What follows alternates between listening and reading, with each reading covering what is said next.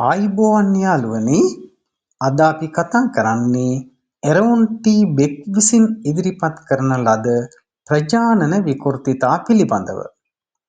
ප්‍රජානන විකෘතිතා අංක 4. ධනාත්මක දේ අවතක්සේරු කිරීම. ඉංග්‍රීසියෙන් මේකට කියනවා disqualifying the positive කියලා.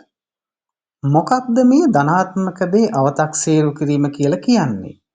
යම්කිසි පුද්ගලයෙකු තමාගේ සාර්ථකත්වයන්, ධනාත්මක අත්දැකීම් හෝ හොඳ ගතිගුණ එතරම් වැදගත් නැති දෙයක් සේ සිතා බැහැර කරන එකට තමයි කියන්නේ ධනාත්මක දේ අවතක්සේරු කිරීම කියලා.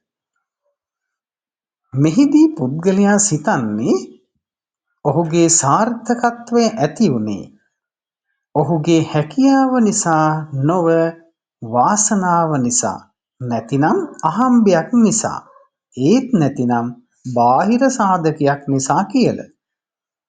කවුරුන් හෝ ඔහුට ප්‍රශංසාවක් කළොත් ඔහු හිතන්නේ ඒ ප්‍රශංසාව බොරුවට කරපු එකක් කියලා. එහෙමත් නැත්නම් ඔහු හිතන්නේ අනුකම්පාවට, ඒත් නැත්නම් ඔහු රවට්ටන්නට කරපු එකක් කියලා. අපි මේක සරල උදාහරණයකින් පැහැදිලි කර ගනිමු. ශාන්ත කියලා තරුණයෙක් ඉන්නවා. ශාන්ත එක්තරා ආයතනයක වැඩට යනවා.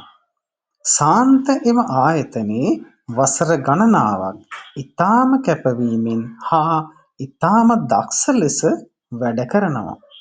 මේක දකින ආයතනයේ ප්‍රධානියා ශාන්තට වැටුප් වැඩිවීමක් දීලා උසස් වීමකුත් දෙනවා. දැන් ශාන්ත හිතනවා මට මේ උසස් වීම ලැබුණේ මම දක්ෂ නිසා නෙවෙයි. මේ උසස් වීම දෙන්න වෙන කෙනෙක් මෙතන හිටපු නැති නිසා කියලා. ඇයි ශාන්තට එහෙම හිතෙන්නේ? ශාන්ත තුල ධනාත්මක දේ අවතක්සේරු කිරීම කියන ප්‍රජානන විකෘතිතාවය තියෙන නිසා. හොඳයි, එහෙනම් ආයෙ දවසක හමු වෙමු. සුබ දවසක්. ගිහින් එන්නම්.